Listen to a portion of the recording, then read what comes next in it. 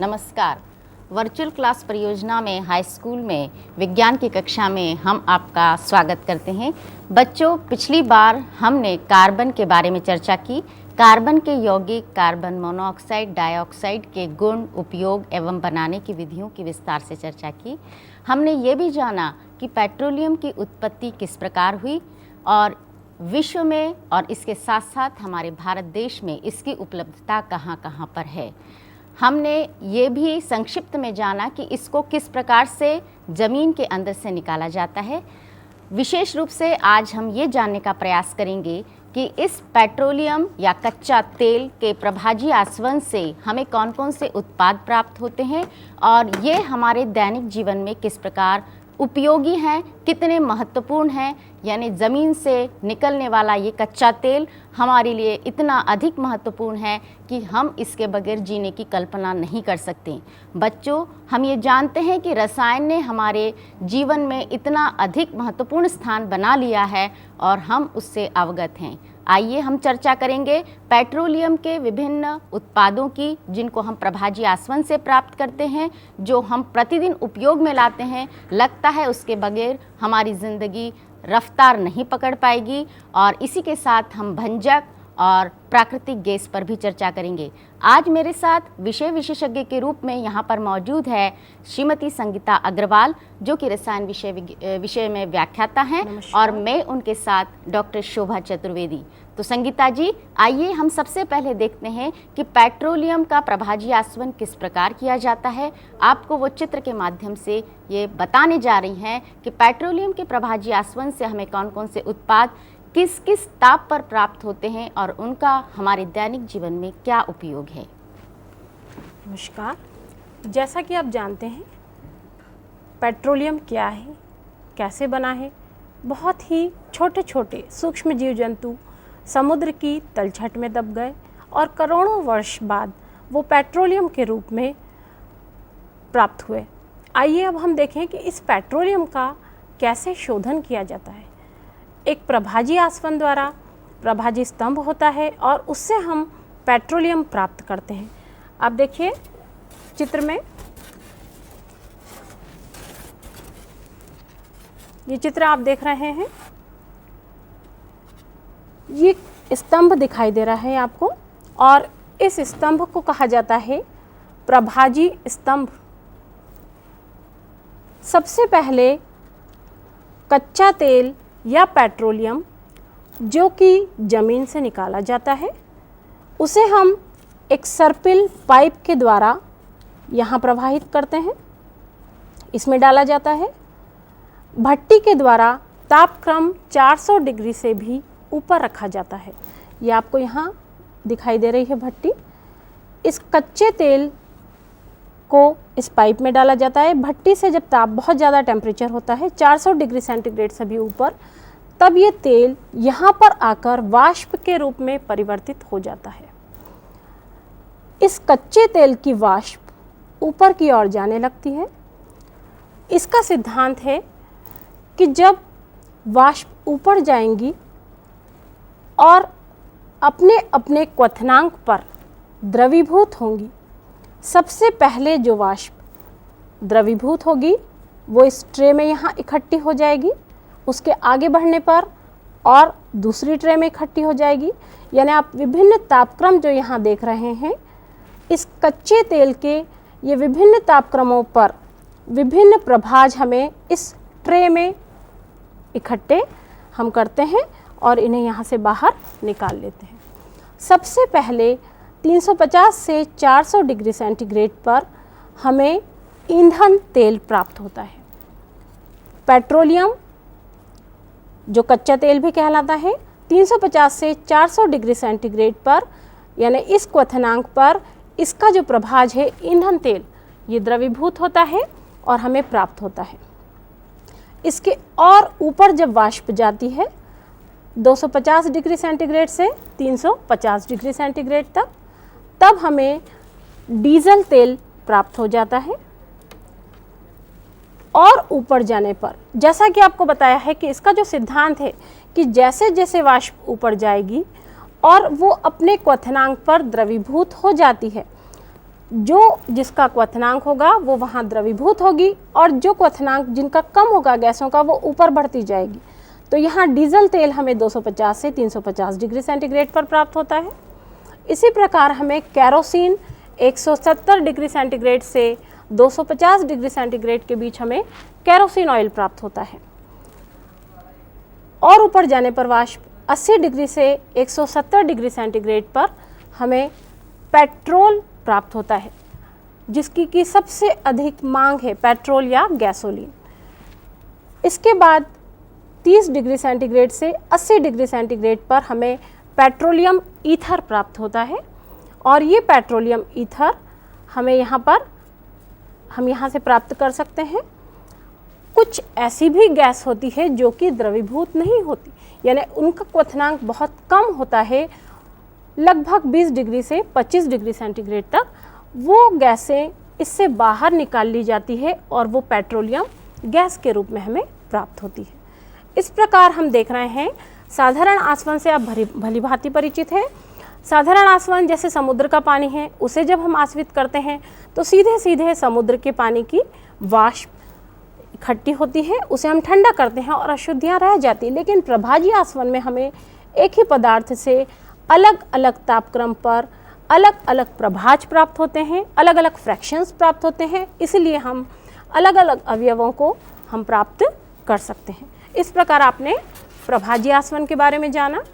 अब हम प्रभाजी आसवन से जो प्राप्त अवयव हैं उनके बारे में एक एक करके जानते हैं कि आखिर ये कौन कौन से अवयव हमें कहाँ कहाँ प्राप्त होते हैं।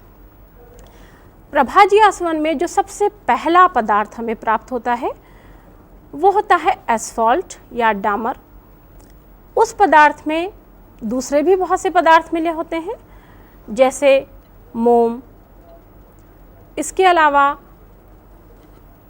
मोम के अलावा साथ में हमें देखिए आप, जैसे ये पदार्थ हमें सबसे पहले प्राप्त होता है आधार की ओर। डामर आपने देखा होगा सड़कें बनाते समय सबसे ज़्यादा इस्तेमाल हम करते हैं इसका, सड़कें बनाने में इसका काम में लाया जाता है इसे। इसके साथ ही सड़कों के अलावा भी इसे जब कभी छतों पर लीकेज होता है, ये वाटरप्रूफिंग का भी काम करता है। जब कभी छत पर ज़्यादा लीकेज होता है, पानी अंदर आने लगता है घरों में, तब इसकी सीलिंग कर दी जाती है। उस जगह दरारों को इस डामर से भर दिया जाता है और हम इसे वाटरप्रूफ के रूप में भी काम में ला सकते हैं। साथ ही हमें जो पदार्थ प्राप्त होते हैं अवशेष के रूप में, शू पॉलिश, जूतों पर पॉलिश जो हम करते हैं वो भी हमें इसी प्रोडक्ट से प्राप्त होती है, इसी से हम पॉलिश बनाते हैं। ये वैसलीन आप देख रहे हैं, वैसलीन भी हमें इसी पेट्रोलियम से प्राप्त होती है और आधार की ओर, यानी सबसे पहले हमें ये पदार्थ प्राप्त होते हैं। साथ ही हमें ग्रीस, ये देखिए ग्रीस है, ये भी हमें आधार की ओर प्राप्त होता है।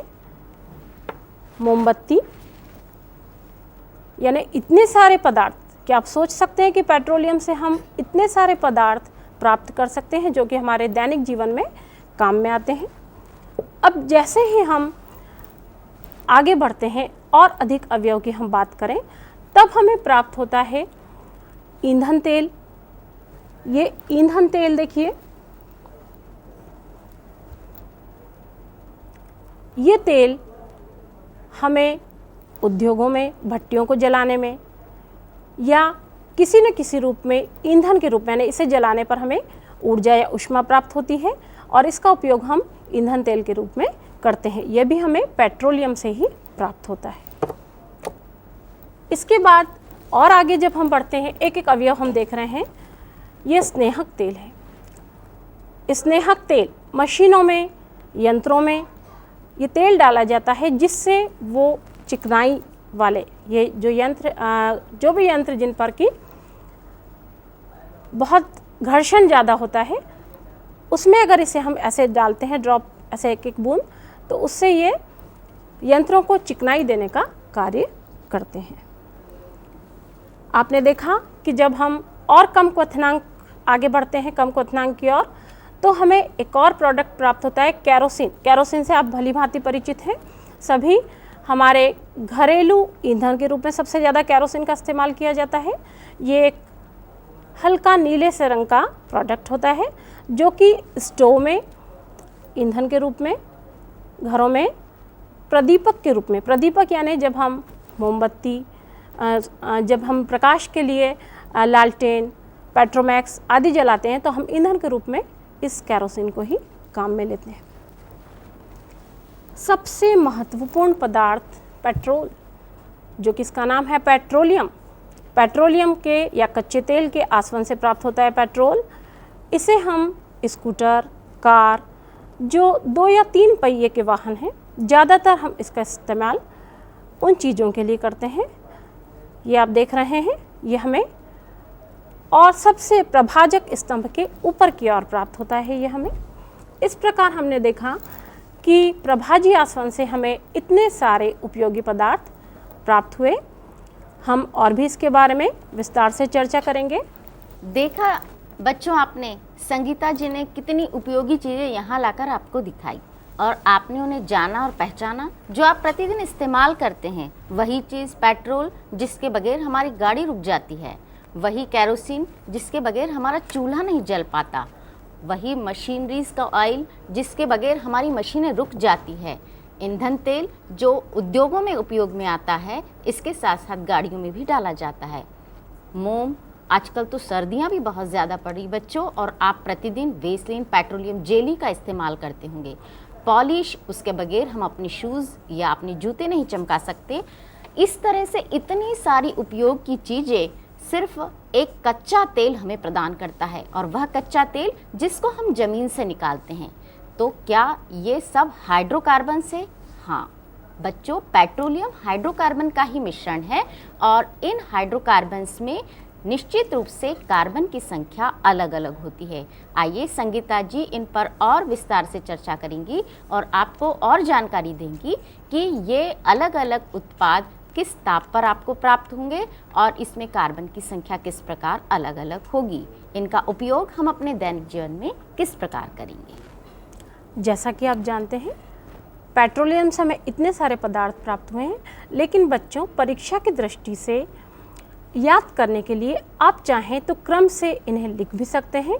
आप स्क्रीन पर देखिए, आपके सामने क्रम से एक एक करके ये सारे ही पेट्रोलियम के उत्पाद आपके सामने हैं। जैसे प्राकृतिक गैस, अब यहाँ पर हम सबसे पहले जो गैस प्रभाजी स्तंभ के ऊपर गैस निकली थी उसकी बात कर रहे हैं। प्रभाजी स्तंभ में हमें पेट्रोलियम गैस मिली थी, लेकिन प्राकृतिक गैस, आप सोच रहे होंगे कि प्रभाजी स्तंभ में हमें प्राकृतिक गैस के बारे में तो पढ़ाया ही नहीं गया। लेकिन ये जो प्राकृतिक गैस है ये हमें पेट्रोलियम के शोधन से प्राप्त नहीं होती। जब तेल के कुएं खोदे जाते हैं तो तेल के कुओं में पेट्रोलियम के ऊपर चूंकि गैस हल्की होती है, इसलिए पेट्रोलियम के ऊपर प्राकृतिक गैस भी इकट्ठी हो जाती है, जिन्हें अलग से पाइप द्वारा एकत्र कर लिया जाता है। और पेट्रोलियम के प्रभाजी आसवन से जो हमें पदार्थ प्राप्त होते हैं, पेट्रोलियम ईथर, गैसोलीन या पेट्रोल, केरोसिन, गैस तेल तथा डीजल, स्नेहक तेल, वैसलीन तथा पैराफिन वैक्स, पेट्रोलियम कोक तथा एस्फाल्ट, जो कि अभी आपको सारे पदार्थ दिखाए भी गए हैं। आप इन्हें चाहें तो एक एक करके नोट कर सकते हैं। इसके आगे अब आप देखिए, कच्चे तेल का जब हम प्रभाजी आसवन करते हैं तो जैसा कि आपको बताया था, आधार की ओर से हमें काले रंग का चिपचिपा अर्धठोस प्राप्त होता है, जो आपने अभी देखा, और इसका उपयोग भी आपने इसके देखे सड़क बनाने में, विद्युत खंभों में और भवन की नींव बनाने में। यानी बच्चों अभी आपने जैसा देखा, एस्फाल्ट काले रंग का पदार्थ, डामर जिसको आप साधारण भाषा में जानते हैं, वह यही पदार्थ होता है जिसके द्वारा सड़क निर्माण किया जाता है। संगीता जी आगे आपको और भी उपयोग बताने जा रही है। एस्फाल्ट है जो कि वाष्पीकृत नहीं होता और ठोस अवस्था में हमें पेट्रोलियम के प्रभाजी आसवन से प्राप्त होता है। आइए देखते हैं कि इसमें कार्बन, हाइड्रोकार्बन जो है कितने परमाणु लिए हुए होता है, कितने कार्बन के परमाणु मौजूद होते हैं। जी हाँ शोभा जी, आपने बहुत अच्छी बात कही कि इसमें कितने कार्बन के परमाणु होते हैं।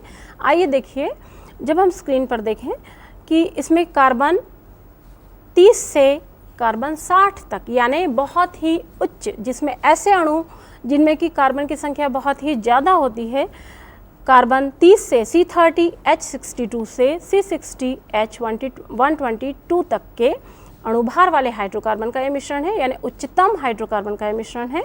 और इसका उपयोग आपने देखा सड़क बनाने में तो करते हैं। अब विद्युत खंभों में, इसमें एक उपयोग लिखा है विद्युत खंभों में, तो क्या आप सोच सकते हैं कि डामर का उपयोग विद्युत खंभों में हम कैसे करेंगे?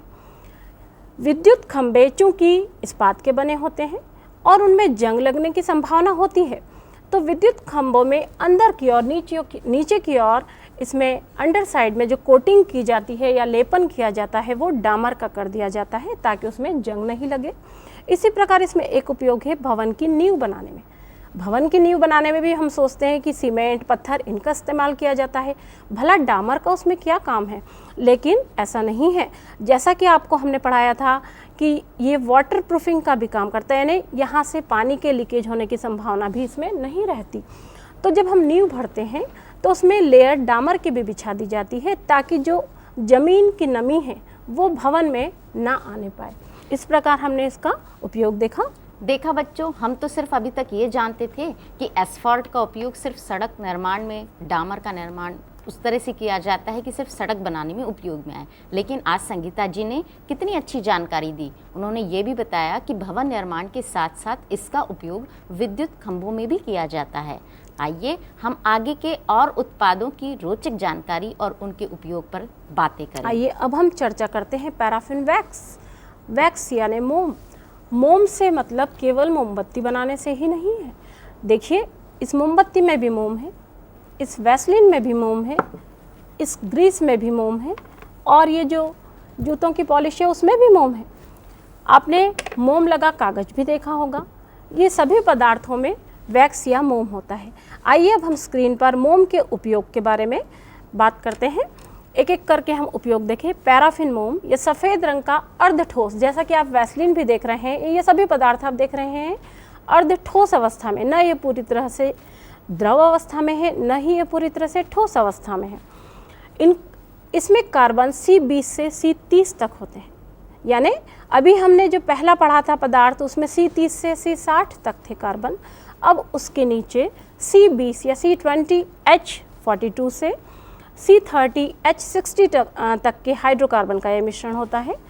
इसका उपयोग वैसलीन बनाने में, मोमबत्ती बनाने में, मोम का कागज़ बनाने में, ग्रीस के रूप में, और जो क्रीम हम मुंह पर, हाथ पैरों पर जो क्रीम लगाते हैं उसमें भी इसका उपयोग किया जाता है। तो संगीता जी, यहाँ ये मतलब हुआ कि जैसे जैसे प्रभाजी आसवन के दौरान हम ऊपर की ओर स्तंभ में देखते हैं तो हमें कम कार्बन हो उसमें ऐसे हाइड्रोकार्बन्स का मिश्रण या पदार्थ प्राप्त होता है। जैसे हमने देखा था एस्फॉल्ट, उसमें कार्बन परमाणु की संख्या ज़्यादा थी। हम उससे ऊपर की ओर प्रभाजी स्तंभ में जब देखते हैं तो हमें उसके बाद प्राप्त हुआ पैराफिन मोम, और हमने ये देखा कि उसमें कार्बन परमाणु की संख्या कम है। और इस पैराफिन मोम का उपयोग किस प्रकार किया गया आपने यहाँ देखा चित्र के माध्यम से, और इसके साथ साथ आपने वो वस्तुएं भी देखी।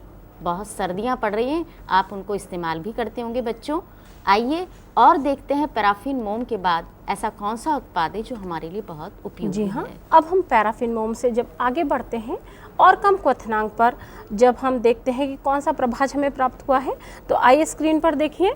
स्नेहक तेल, एक जो ये पदार्थ है स्नेहक तेल, नाम से ही पता चल रहा है, ल्यूब्रिकेटिंग ऑयल या स्नेहक तेल, ये यंत्रों में, मशीनों में चिकनाई देने के काम में आता है। आपने देखा होगा जब कभी आपकी मम्मी सिलाई करती हैं या मशीन कुछ ख़राब हो गई तो एक वो छोटी सी एक यंत्र होता है, जैसा कि आपने अभी पहले भी देखा था, ये एक शीशी है, इसके इस पॉइंट से, नोज़ल से इसमें मशीन में तेल डाला जाता है और थोड़ी ही देर में वो मशीन बहुत आराम से स्मूथली चलने लगती है, जो घर्षण है उसमें वो समाप्त हो जाता है।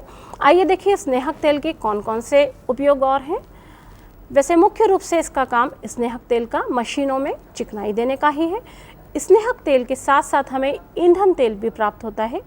ये ईंधन तेल C15H32 से C17H36 तक के हाइड्रोकार्बन का मिश्रण होता है।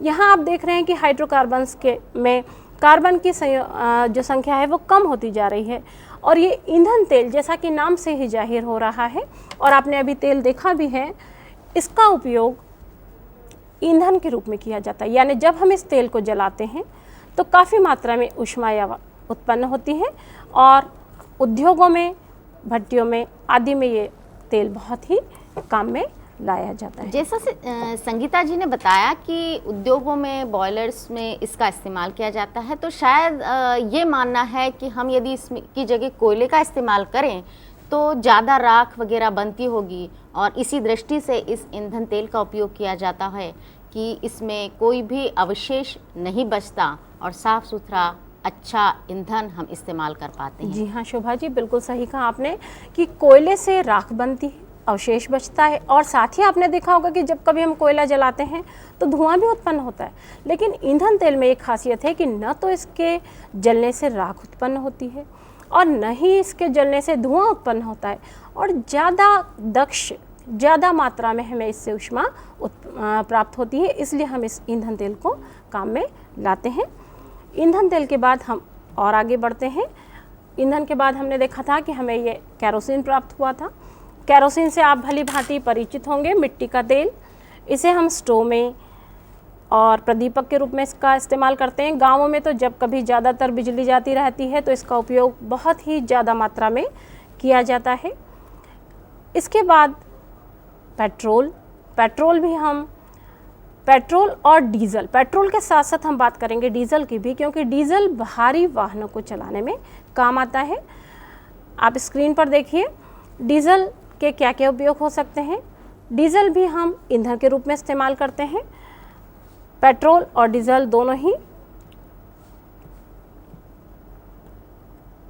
केरोसिन ऑयल का आप उपयोग चाहें तो लिख सकते हैं घरेलू ईंधन के रूप में, लालटेन और पेट्रोमैक्स लैंप में प्रदीपक के रूप में, विशेष प्रकार का केरोसिन वायुयान के जेट इंजनों में ईंधन के रूप में। आप सोचते होंगे मिट्टी के तेल का उपयोग और वायुयान में। जी हाँ, जब केरोसिन को एक विशेष प्रक्रम के द्वारा इतना ज़्यादा परिष्कृत कर लिया जाता है कि वो जेट इंजन में ईंधन के रूप में इसको इस्तेमाल हम कर सकते हैं। इसके बाद गैसोलीन या पेट्रोल, ये बहुत ही कम कार्बन वाले हाइड्रोकार्बन्स हैं। बहुत कम संख्या में इसमें कार्बन परमाणु हैं, C5H12 से C9H22 तक। इसका उपयोग स्कूटर, कार आदि में ईंधन के रूप में किया जाता है। यानी बच्चों, अभी आपने देखा जहां हम ये जानते थे कि हम लॉन्ड्री पर जाकर अपनी स्वेटर, अपनी वूलन कपड़े हैं और इसके साथ साथ जो सिल्क वगैरह के कपड़े हैं उनको हम ड्राई क्लीनिंग के लिए डालते हैं, तो हमें ये नहीं मालूम था या हम ये नहीं जानते थे कि इसकी धुलाई कैसे की जाती है। हम तो ये जानते पानी से धुलाई की जाती है। तो उस समय इन पेट्रोल का या पेट्रोलियम ईथर का इस्तेमाल किया जाता है, जिसके द्वारा इनकी धुलाई की जाती है, इनको साफ़ किया जाता है। हमने एक और रोचक जानकारी ये भी प्राप्त की कि केरोसिन, जहां हम सिर्फ ये जानते थे कि इसका उपयोग तो स्टोव जलाने में और इसके साथ साथ जो बत्तियां होती है गैस स्टोव की उसको जलाने में किया जाता है, हमने ये भी जाना कि परिष्कृत करके इसको बहुत ज़्यादा शोधित करके जेट इंजन में भी ईंधन के रूप में केरोसिन का उपयोग किया जाता है। और हमारा ये मानना है कि आप इनके उपयोग क्रमशः नोट करते जा रहे होंगे, जो आपकी परीक्षा की दृष्टि से बहुत ज़्यादा उपयोगी हैं। और इसी तरह से चित्र बनाकर क्रमशः कार्बन की संख्या के आधार पर और उसके साथ साथ उपयोगों की सूची बनाकर आप अपनी परीक्षा के नोट्स तैयार भी करते जाएं। देखा हमने गैसोलीन के, पेट्रोल के, डीजल के उपयोग। आइए और विस्तार से इसके बारे में चर्चा करते हैं। जैसा कि हमने देखा कि पेट्रोल का उपयोग न केवल ईंधन के रूप में बल्कि ड्राई क्लीनिंग या धुलाई, शुष्क धुलाई के रूप में भी किया जाता है। आइए, अब हमने पेट्रोल के बाद हमें कौन सा अवयव प्राप्त हुआ था? Petroleum gas. ज़रा आप थोड़ा सा नोट भी कर लीजिए पेट्रोलियम गैस के बारे में। पेट्रोलियम गैस इथेन, प्रोपेन और ब्यूटेन का मिश्रण होती है, लेकिन इसमें मुख्य रूप से जो मुख्य गैस है जो जलती है और अधिक मात्रा में ऊष्मा देती है वो ब्यूटेन है। ब्यूटेन आसानी से जलती है और अत्यधिक मात्रा में ऊष्मा देती है। उच्च दाब पर ब्यूटेन आसानी से द्रव अवस्था में परिवर्तित भी हो जाती है। आप जो घरों में गैस इस्तेमाल करते हैं खाना बनाने में, जो हम इस्तेमाल करते हैं गैस एलपीजी यानी लिक्विफाइड पेट्रोलियम गैस, ये वही गैस है। इसे लिक्विफाइड पेट्रोलियम गैस क्यों कहा जाता है? संगीता जी, एक चीज ये और पूछना चाहूंगी कि वो सिलेंडर में गैस भरी रहती है या तरल पदार्थ जी भरा हाँ। रहता है? थोड़े से बच्चे कंफ्यूज रहते हैं, जी ये हाँ। नहीं जानते कि सिलेंडर में लिक्विड या द्रव भरा हुआ है या गैसी है। और ऐसा क्यों होता है कि जब हम जलाते हैं तो हम तो उसको गैस बोलते हैं, लेकिन उसको बोला भी जाता है एलपीजी यानी लिक्विड भी बोल रहे हैं, उसका क्या कारण है? एलपीजी, सबसे पहले तो बच्चे एलपीजी का फुल फॉर्म बहुत ध्यान से सुने, लिक्विफाइड पेट्रोलियम गैस। ज़्यादातर पूछा जाता है तो बच्चे लिखते हैं, और कई बार कुछ किताब में भी कई बार ऐसा तरल पेट्रोलियम गैस करके लिखा है, जबकि वो तरल पेट्रोलियम गैस नहीं, न द्रव पेट्रोलियम गैस है, बल्कि वो द्रवीभूत पेट्रोलियम गैस या लिक्विफाइड पेट्रोलियम गैस है। लिक्विफाइड यानी जब उसे सिलेंडर में भरा जाता है, इस्पात के सिलेंडर में भरा जाता है, तब वो द्रव अवस्था में रहती है।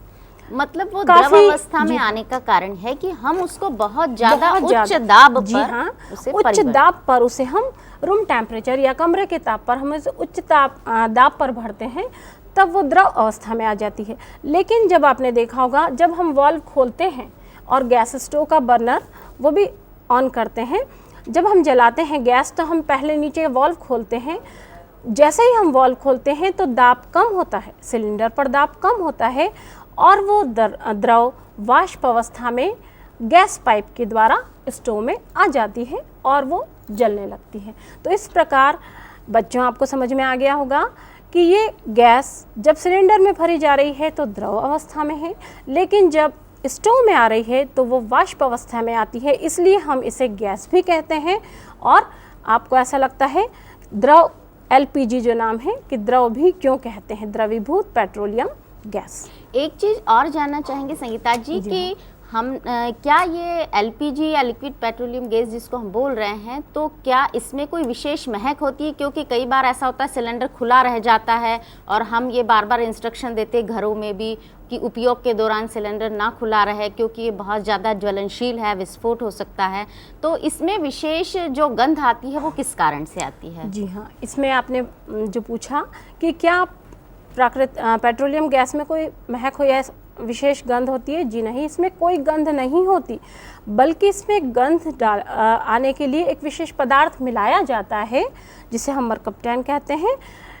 क्योंकि इसमें चूँकि गंध नहीं है, और जब कभी ये गैस फैलेगी या इसका रिसाव होगा तो हमें तुरंत पता नहीं लगेगा, इसलिए गैस का तुरंत पता लगे, इसलिए हम एक पदार्थ मिलाते हैं मरकप्टैन, जिससे कि जैसे ही गैस लीक हो हमें तुरंत पता चल जाए। तो इस प्रकार देखा, संगीता जी ने आपको बताया कि जो गैस हम अपने घर में इस्तेमाल करते हैं ईंधन के लिए, उसमें किस प्रकार की विशेषताएं होती है, हम उसको खुली ना छोड़े, वो बहुत ज़्यादा ज्वलनशील है। उसकी गंध पहचानने के लिए उसमें इथाइल मरकैप्टन नामक एक यौगिक मिलाया जाता है, जिसकी विशेष गंध के कारण व्यक्ति सचेत हो जाता है कि कहीं ना कहीं गैस का रिसाव हो रहा है और किसी बड़ी दुर्घटना से हम बच सकते हैं। और इस प्रकार हमने पेट्रोलियम गैस के बारे में तो चर्चा की ही, आइए अब हम और भी जानें कि क्या पेट्रोलियम गैस और प्राकृतिक गैस कुछ अलग है। प्राकृतिक गैस के बारे में भी हम विस्तार से चर्चा करने जा रहे हैं और देखते हैं प्राकृतिक गैस में कौन कौन से अवयव मौजूद होते हैं। प्राकृतिक गैस यानी वो गैस जो पेट्रोलियम के साथ ही हमें थोड़ी सी ऊपर प्राप्त होती है। पेट्रोलियम के ऊपर जो गैस हमें प्राप्त होती है वो प्राकृतिक गैस कहलाती है। प्राकृतिक गैस में मुख्य रूप से मीथेन होती है। 100 में से 95% इसमें मीथेन है और बाकी 5% इसमें इथेन, प्रोपेन और इथिलीन का ये मिश्रण होता है। प्राकृतिक गैस भी जिस प्रकार से अपारगम्य चट्टानों के बीच हमें पेट्रोलियम प्राप्त होता है, वैसे ही ये हमें प्राप्त होती है और इसे पाइपलाइन के सहारे ऊपर ले लिया जाता है। लेकिन एक बहुत अच्छी बात कि बड़ौदा और भी कुछ जगह ऐसी है जहां हमने सीधे घरों में, जैसे हमारे घरों में नल से पानी आता है, पाइप से पानी आता है जैसे हमारे घरों में, वैसे उनके घरों में सीधे सीधे गैस भी पाइप के द्वारा जाती है। हमें ऐसा लगता है कि शुरू में बहुत खर्चीली है ये विधि कि भाई पाइपलाइंस पूरे में बिछानी पड़ रही है, लेकिन क्या होता है कि शुरू में ऐसा लगता है कि ये पाइपलाइन से काफ़ी ज़्यादा खर्चा हो रहा है, लेकिन कुछ दिनों बाद जो उसका भंडारण है या जो परिवहन का बार बार लाना ले जाना है, ये सब परेशानियों से भी, झंझट से बचते हैं और साथ ही मितव्ययी जान पड़ता है। तो प्राकृतिक गैस हम देखें जरा स्क्रीन पर इसका कंपोजिशन कि इसमें कौन कौन से पदार्थ उपस्थित हैं। मीथेन 95% मुख्य रूप से मीथेन होती है और 95% मीथेन है और इथेन, प्रोपेन तथा ब्यूटेन का भी ये मिश्रण है। आप इस चित्र में भी देखिए कि हमें यहाँ कहाँ से प्राप्त हो रही है। ये पेट्रोलियम हमें इस जगह दिख रहा है, लेकिन इसके ठीक ऊपर जो पदार्थ हमें दिखाई दे रहा है, ये जो गैप आपको नज़र आ रहा है, या तरल पदार्थ नहीं है, यह है प्राकृतिक गैस। तो ठीक इसके ऊपर हमें प्राकृतिक गैस प्राप्त होती है, जिसे हम पाइपलाइंस के द्वारा, ये देखिए एक चित्र और, इस प्रकार के ये पाइप्स हैं, इसके द्वारा हम इस गैस को सीधे घरों या फैक्ट्रियों में भेज सकते हैं। ऐसा ही एक चित्र और देखिए आप, ये यहाँ भी पाइप के द्वारा इसको सीधे फैक्ट्रीज में भेजा जा सकता है। इसके अलावा कुछ तो आपको, जैसा कि पिछली कक्षा में बताया गया था कि ONGC, oil and natural gas corporation, यह एक देहरादून में कार्यालय है जो कि पेट्रोलियम उत्पाद, पेट्रोलियम और गैस के लिए ये एक संस्था है, या एक जो सभी हमारे देश में पूरे पेट्रोलियम और गैस की सप्लाई करती है।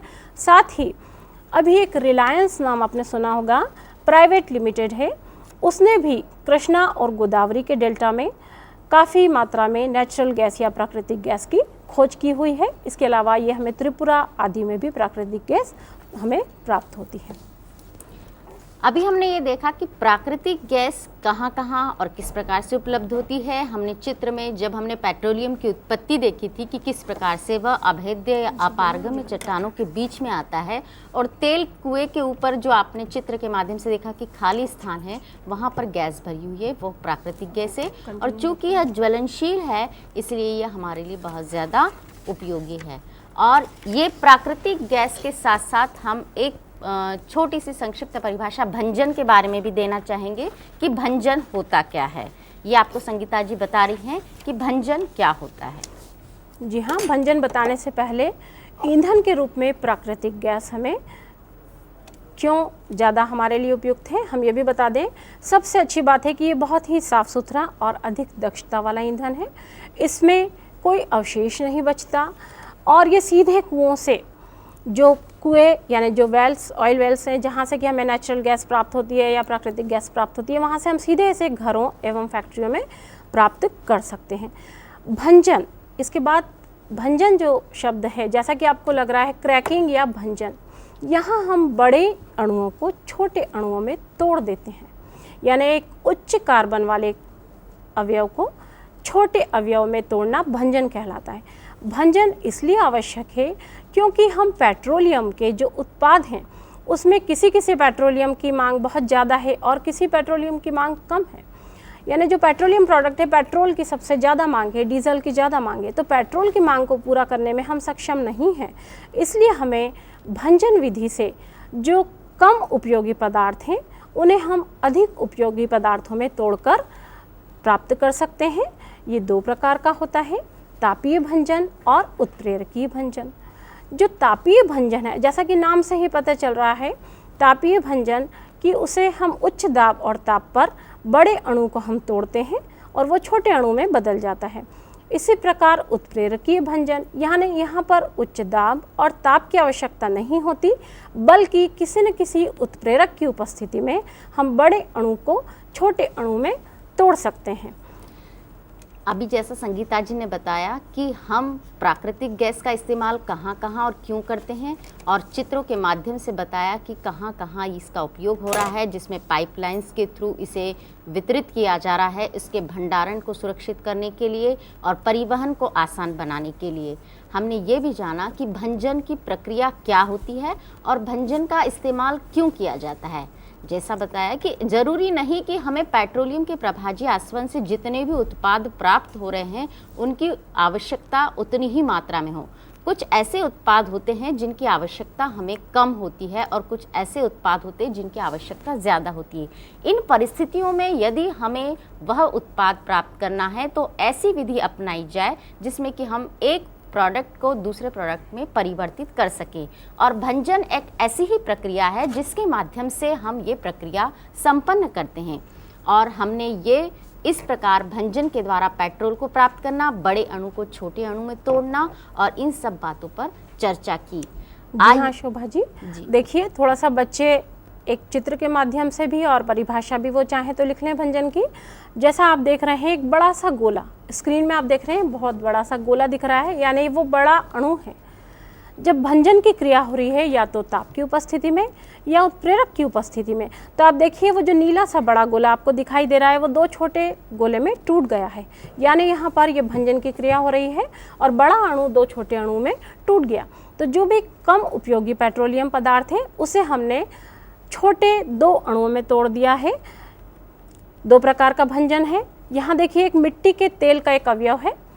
मिट्टी के तेल के एक अवयव को हमने उच्च ताप द्वारा दो अणु में तोड़ा है, हेक्सेन और ऑक्टेन, जो कि ज़्यादा उपयोगी है। जैसा कि हमने पढ़ा था कि पेट्रोल जो है उसके कार्बन कम होते हैं, उसमें कार्बन की मात्रा कम होती है, तो यहाँ हम पेट्रोल की इस तरह से कमी को पूरा कर सकते हैं। तापीय भंजन और उत्प्रेरकीय भंजन के बारे में भी आपने पढ़ा कि ताप की उपस्थिति में जो भंजन होता है या उत्प्रेरक की उपस्थिति में भंजन होता है। अब भंजन का सबसे ज़्यादा लाभ क्या है? भारी और कम उपयोगी पेट्रोलियम पदार्थ को गैसोलीन या पेट्रोल बनाने में और असंतृप्त हाइड्रोकार्बन बनाने में भी विभिन्न जो पदार्थ हैं प्लास्टिक, रंग, विस्फोटक आदि में इनका उपयोग किया जाता है। इस प्रकार हमने विभिन्न पेट्रोलियम के पदार्थ और उनसे हम क्या क्या काम में ला सकते हैं वो देखा। आपने सब पदार्थ भी देखे, आपको काफ़ी कुछ इससे समझ में आया होगा। जैसा संगीता जी ने आज इतनी रोचक जानकारी दी, आपको वो उपयोगी पदार्थ लाकर भी दिखाए जिनके द्वारा हम अपने दैनिक जीवन में सब काम संपन्न करते हैं।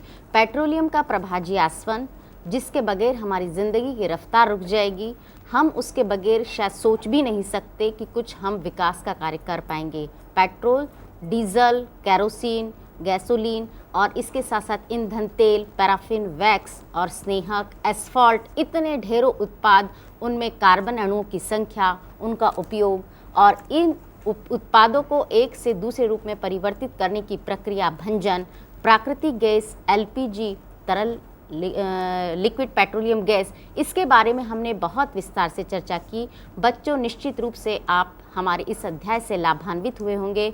हमारा प्रयास सदैव यही रहा है कि आप परीक्षा में किसी भी प्रकार से इस तरह से उपयोगी अध्यायों का एक चार्ट बनाकर रखें और उन चार्ट के माध्यम से अपना अध्ययन करें और परीक्षा में सफल हों। इन्हीं शुभकामनाओं के साथ हम आगे की कक्षा में आपसे चर्चा करेंगे नाभिकीय अभिक्रियाओं के बारे में। आज की कक्षा में सिर्फ इतना ही। धन्यवाद।